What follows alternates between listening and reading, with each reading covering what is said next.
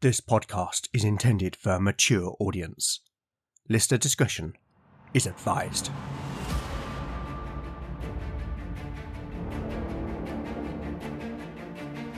Welcome back to Legend of the Bones. Following in the footsteps of giants, Legend of the Bones is a chimera, a mix of old-school tabletop RPG and dark fantasy storytelling.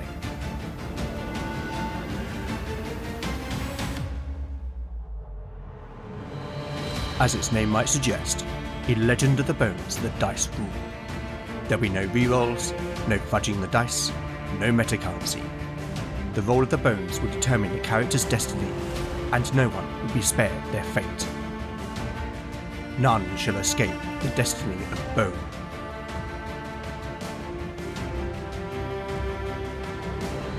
Last time on Legend of the Bones. In the ruins of Kerodu, the party set an ambush against the cult of acolytes who were worshipping Netra, the Serpent Queen. Positioned atop of the broken roof, Keir observed their dark ritual, and when a huge serpentine champion brought forth a woman to be sacrificed, the rogue threw a lantern and a flask of burning oil among the acolytes to interrupt the unholy rite and drive them towards the exit, where the rest of the party were waiting in a shield wall. The plan worked, and the companions were able to kill several of the acolytes before breaking formation and moving into the hall. Whilst blind, the dark acolytes were able to see via a mental image granted through a power radiating from the graven idol of Netra, which stood at the far end of the chamber.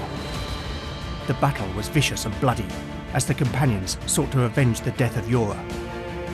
Beric, Lena and Canute were all injured in the fight, but when only the Serpentine champion still stood, Canute finally cleaved its head in furious wrath.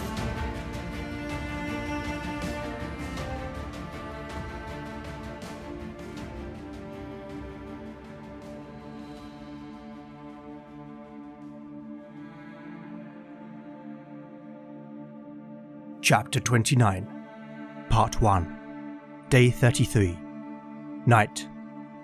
Party status: Beric, 23 out of 28 hit points. Lena, 14 out of 20 hit points. Keir, 10 out of 12 hit points. Valen, 13 out of 15 hit points. Talion, 14 out of 16 hit points. Canute, 15 out of 20 hit points. Bjorn, 12 out of 12 hit points. Arn, 12 out of 12 hit points. Spells available: Valen has memorized Soothe. Talion has memorized Poetic Prose and Resolve. Lena can pray for 1 second level miracle. Beric is temporarily blind through the effect of Darkness. The flagstone floor of Kerodu's mead hall was slick with the blood of the fallen, whose bodies the companions had piled unceremoniously to one side. Keir had rejoined them from the roof, and it was only now that they were able to fully take in the detail of their surroundings. Pale moonlight shone through the holes in the roof above, catching the blue-grey smoke that spiralled out of several low-burning braziers. At the far end of the hall, upon a dais, was a huge stone idol depicting Netra, the Serpent Queen, its bejewelled eyes still glowing crimson. Either side of the effigy were 2 wide, low-standing bronze braziers, the tripod legs of which were fashioned as rearing snakes. Whilst dotted about, like frozen courtiers, were a dozen lifelike statues. Like the one in the courtyard, each was posed as if in action, and their faces bore expressions of surprise, horror, and torment. Along the west wall were several doorways, leading to small chambers that had evidently been used by the acolytes as sleeping quarters, whilst the east wall had 2 portals, one leading to a storeroom cum armoury, and the other leading to double chambers that were seemingly used by the cult's leader. In the far end of the corners were 2 further portals, which led to the fortress's northern towers. In the centre of the hall was the pit in which the young woman was to have been thrown. She was now dressed in a simple peasant's shift, her clothing having been recovered from the leader's chambers. Lena had spoken gently with her, though she was too traumatized to say anything but mumble her name, Jenna. Lena put her cloak about the young woman's shoulders and gave her some food before joining Beric and Valen. The pair stood near the entrance to the hall, and the mage was examining the warrior's eyes. Hearing Lena approach, Beric cocked his head in the cleric's direction. "How is she?" the warrior asked. His eyes were milky, and it was clear that he was unable to see, but somehow he knew it was the cleric. "She's traumatized, but she is alive," Lena replied. "But what about you?" Beric shrugged. "I do not believe it will be permanent," Valen answered for him. "There is no trauma to the eyes, as far as I can tell. And see here." Valen led the blind Beric further into the hall, until they came close to the pit.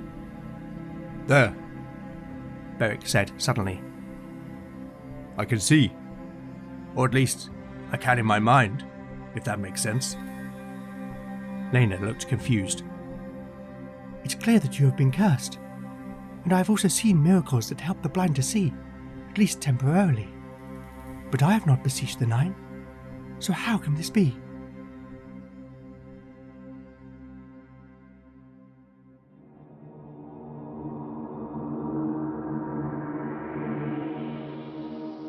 Whilst the acolytes encountered here have been worshipping Netra as a demigoddess, in reality she holds no such power. It is true, however, that the Serpent Queen is a servant of the Dark Gods, known colloquially as the Five, and as such, it was they who would answer the cult's unholy prayers. The jewelled eyes of the idol are enchanted by magic rather than a divine miracle, meaning that Valen can sense their power. But can he make the connection between Beric being able to see a mental picture and the idol's enchanted jewels? I'm going to make an intelligence check for the mage. He will need to roll a 16 or less. Here is the roll. A 12. I'm also going to make a second intelligence check for Valen, to see if he can gain further insight from the verse relayed by Brother Cadfael back in episode 24. A 9. That's a success. Okay, let's find out what all that means.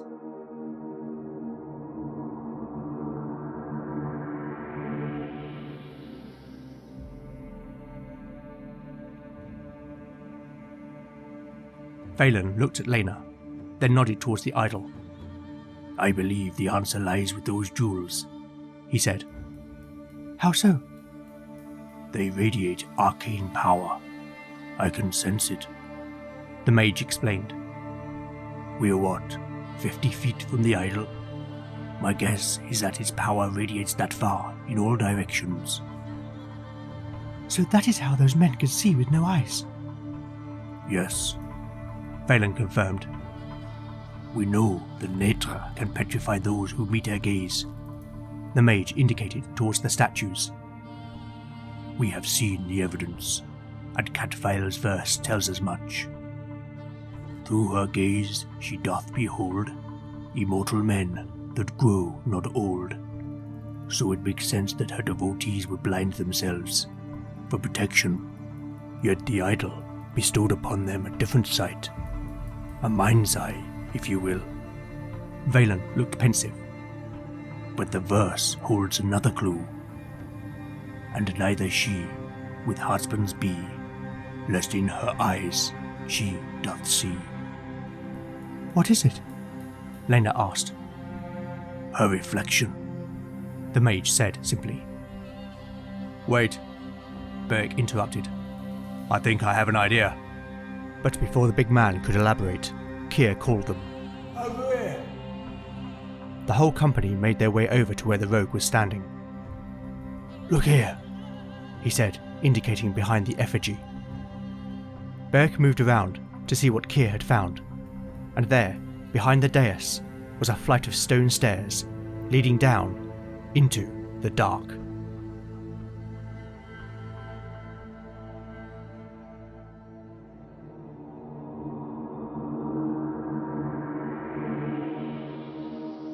So, I have a pivotal decision to make as a player. Beric's plan is to prize the jewels from the idol, and whilst blind, use them to allow him to descend into the Underkeep to seek out and confront Netra without penalty or risk of being petrified. At the same time, he would take the mirror given to Lena by Lady Neve back in episode 22 and attempted to turn the Serpent Queen's gaze against her. The Curse of Darkness will last another 15 game turns, which equates to around an hour and a half, but continuing on now would mean that either Beric goes alone, or anyone accompanying him would need to be blindfolded, and therefore vulnerable. In addition, it would give no time to investigate the other rooms on this level, which may in turn mean missing something which might give the party an advantage. The alternative is that the party rests for the night, allowing Valen to recover his spells, but more crucially, so that Lena has access to her full range of miracles. This would enable the cleric, if successful, to blind 2 members of the party with a miracle of light or darkness, who would then benefit from the power of the jewels. Having said that, if the party does rest, then there will be a chance that they may encounter something in the night, and at worst, Nedra may come seeking revenge for the killing of her faithful servants. I feel torn on this decision. There is risk in both courses of action. Okay, I'm going to let the Oracle decide. The question is, do the party rest for the night? Rolling a d6. A 2. That's a straight no. Alright then, I need to determine a few things. Firstly, I'm going to make a morale test for Canute, Bjorn and Arn. If they pass, then they will agree to accompany Beric. Given they will need to be blindfolded, and therefore extremely vulnerable, I'm going to apply a -2 penalty to the roll. They will need to roll equal or less than 5 on 2d6. A 2! Wow, it doesn't get better than that. Next, Lena will use her 2nd level miracle to call upon the 9 to bless the company. The cleric will need to roll a 17 or less for her prayer roll. A 17. That was close. The company will receive a +1 to all attack and damage rolls, as well as a +1 to morale for 6 turns, which equates to 1 hour. Finally, just before they depart, Talion will attempt to cast Resolve on the party. Like mages, bards must pass a successful intelligence test to invoke a spell. Talion's intelligence is 13. A 3. The bard plays an evocative melody on his harp, which emboldens the company. They will receive a +1 to all saving throws for 1 game turn. So, Beric, Lena, Kier and the contingent of Skarne will descend into the Underkeep, whilst Valen and Talion will remain in the meat hall with Jenna. Okay, with that said, let's get back to the story.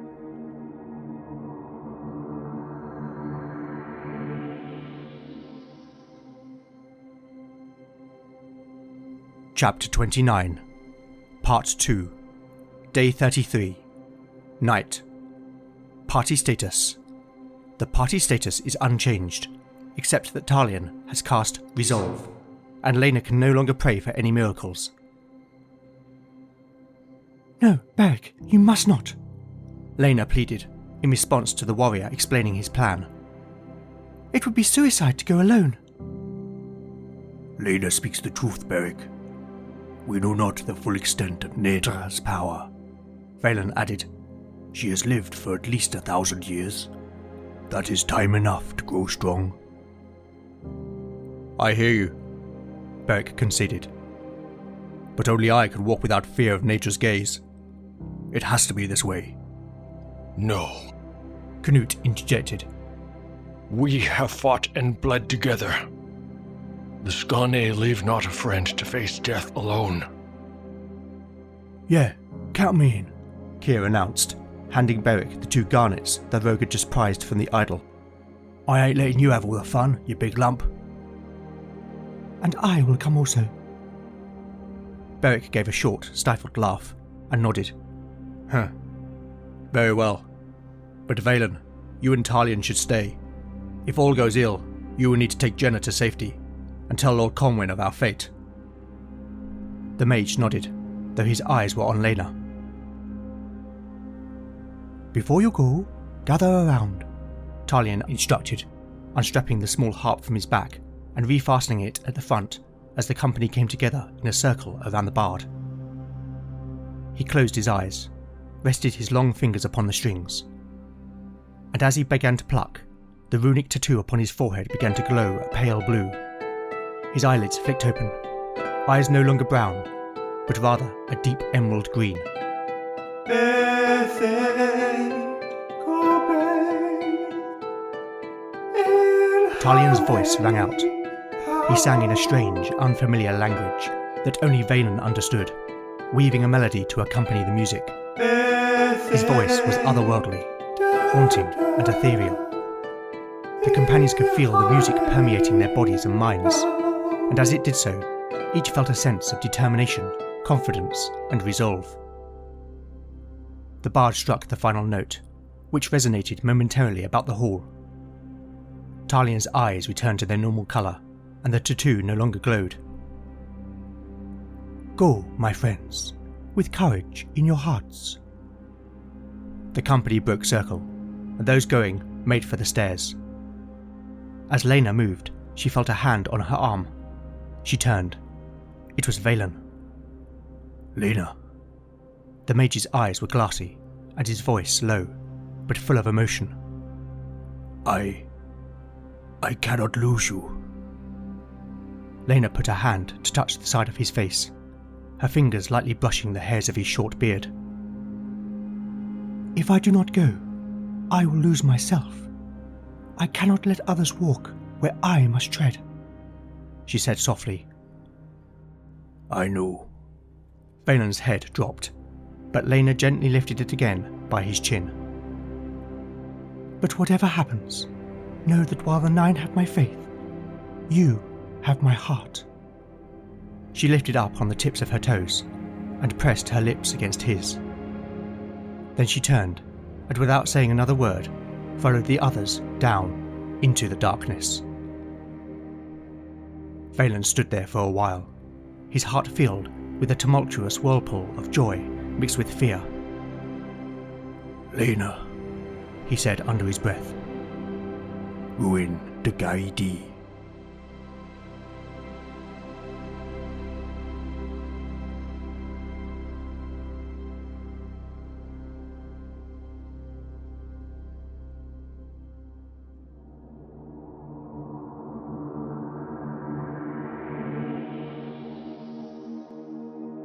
So, as the party descends into the Underkeep, it's time to determine a few things. As you may have already ascertained, Nedra, the Serpent Queen, resides in the Underkeep.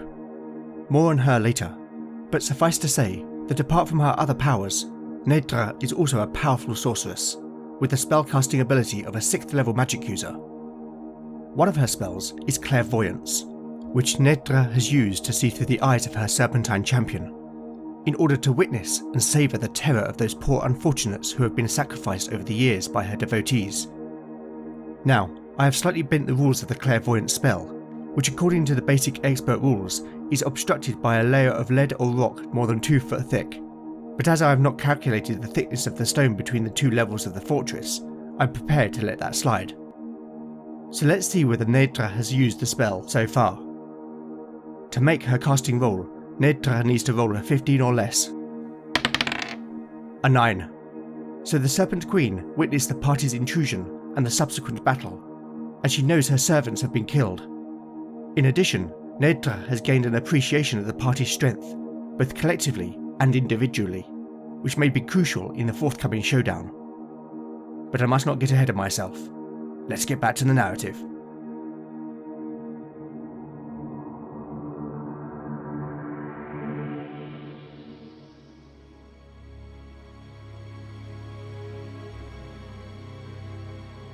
Chapter 29, Part 3, Day 33, Night. Party status. The party status is unchanged. The air grew noticeably cooler as the companions descended down into the bowels beneath the fortress of Kerodu. Beric led the way, slowly yet purposefully, his boots tapping softly on the stone stairs, the steps worn down by countless generations of feet. The eye in his mind had no need of illumination, yet Kier, who followed after, held aloft a flaming torch, which gave ample light for the others to walk safely. None of them had yet pulled their blindfolds over their eyes, in the hope that Beric could give them fair warning of any danger. The flickering torchlight danced upon ancient engravings, carved into the walls, depicting events long forgotten in the tapestry of time. The warrior shivered involuntarily. and he could feel a sticky cold sweat upon his body. Despite the fear that was rising within him, Beric could not help but marvel at the labour that must have gone into the construction of such a place, cut as it was into the hill itself, but done so with craft and care. The silence was deafening, broken only by the echo of his own footsteps and Kyr's ragged breathing behind. The soft glow of torchlight emanated from below, and soon the stairs terminated in a small chamber, perhaps 25 feet in length. At the far end of the east wall, an open archway was the chamber's only exit, whilst the west wall was lined with stone benches, above which several crimson robes hung from wooden pegs. In the centre of the room, upon a granite plinth, was a wide copper bowl, filled with a sweetly aromatic liquid. What is this place? Beric questioned in a low voice. If I were to hazard a guess, I would say it is a vestry, Lena replied. What's this for? Kyr asked, indicating the liquid inside the bowl. Do not touch it, Lena warned sharply. Kyr pulled back his hand, and for a moment his face wore the expression of a scolded child. Forgive me, Kyr, the cleric's voice softened. This is an unholy place. It may be cursed, she explained. Be it oil or water, I expect it is used in a ritual to cleanse or anoint, though I cannot be sure. Lena looked at the strange symbols engraved on the bowl and frowned. I wish Valen were here. The companions moved to the archway, which led to a second, larger chamber. This room had two exits, one straight ahead on the east wall, which led into pitch darkness, and another wider archway to the south, from which the soft flicker of torchlight emanated. Opposite, stood against the centre of the north wall, was a stone altar, the sides carved with a mass of coiling, interwoven serpents. Atop the altar was a small copper dish, as well as a long spoon-like implement, and fixed to the wall above was a large disc of burnished gold. The disc was 2 feet in diameter, and delicately embossed as a stylized sun. The disc! Lena exclaimed in a whisper. Well, what are we waiting for? Kyr asked rhetorically, moving to the altar, but then stopped as he saw the contents of the dish. Ugh! Laying inside was a pair of blooded eyeballs, the stringy muscles still attached. Beric came to inspect, grimacing as he witnessed the grisly discovery. Now we know how those men lost their sight, he remarked grimly. Let's just get the disc and get out of here. I've had a bellyful of this place. Kyr nodded and started to climb atop the altar. Everyone stopped as ghostly whispers suddenly swirled like wind about the chamber. The voices beckoned them, urged them, called them to follow, before seemingly passing through the southern archway.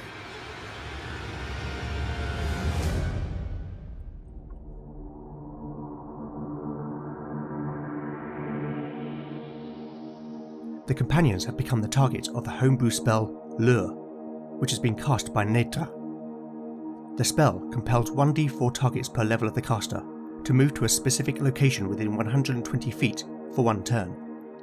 The targets maintain all other aspects of free will and will not put themselves in clear danger, for example by walking off a cliff. But the overwhelming desire to move to the location cannot be ignored. If restrained, the target will attempt to continue, but not act with hostility to those attempting the restraint. Line of sight is not required by the caster, but an awareness of the target's presence and location is. Targets may attempt a save versus spell to resist the effects. I made a successful casting roll for Nedra off mic, and Nedra's spellcasting level does mean that her minimum result is enough to bewitch the entire party, so everyone in the party will need to pass a save versus spell or be unable to resist walking into the chamber to the south. First up, Beric. An 18, that's a success. Lena. A 17, another success. Kyr. An 11, that's a fail. Knut. 16, the Skane succeeds. Bjorn. A 1, that's a fail. And Arn. 3, that's also a fail. Okay then.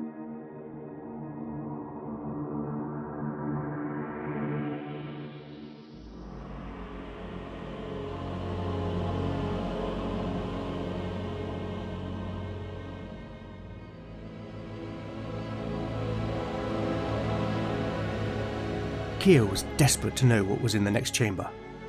It was just like those times back in Godsport, when he saw a locked door and a sign saying, "Keep out." His curiosity had always gotten the better of him, and more often than not led to trouble.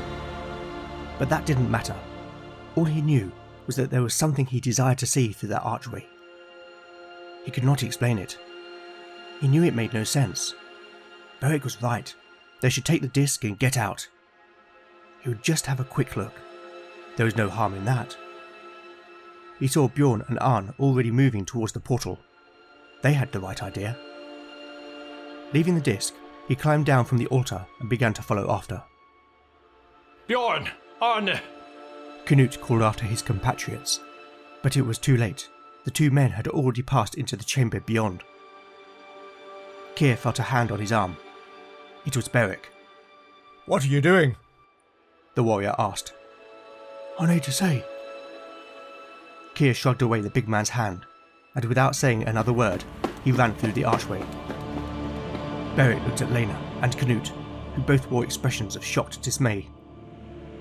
He cursed, for in his heart he knew they were about to face a deadly peril. Come on.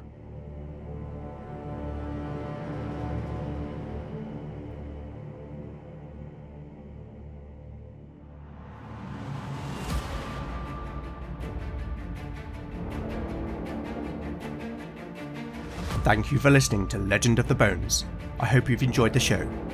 If you like what you've heard, then please consider giving it a positive review in your podcatcher of choice. Once again, I need to shout out to my fantastic cast of voices. There's just one in this episode. Returning in the role of Canute, he's John Cohen, creator of Tale of the Manticore. Thank you, John. You always deliver, and I'm grateful as ever. I'll put John's links in the show notes. A while back, John and I sat down and recorded a chat where we discussed the whys and wherefores, as well as the trials and tribulations of doing this thing that we do. You can find that conversation on John's podcast channel, Tale of the Manticore, and while you're there, check out the rest of his amazing show. Once again, I must also shout out to the amazingly talented Jim Hurst, who provided the music for Talian's spell Resolve in this episode. Jim, you always deliver. I'll put Jim's links in the show notes. You can also help by liking or retweeting new episode announcements, or by recommending the show online or to a friend. You really can't beat the power of word of mouth. Alternatively, if you'd like to show your appreciation by buying me a metaphorical cup of tea, then I now have a Ko-fi page at ko-fi.com/Legend of the Bones. Any donations will go towards the show's running costs. I'd also love to know what you think of the show, and I do respond to every message I receive. So with that in mind, you can contact me on Twitter at LegendBones, Mastodon at LegendBones at ttrpg-hangout.social, Instagram at LegendOfTheBones, email at legendofthebones@gmail.com, or go to legendofthebones.blogspot.com for show notes, house rules, character profiles, art, maps and more. Join me next time to find out what awaits our adventurers as the bones decide their fate.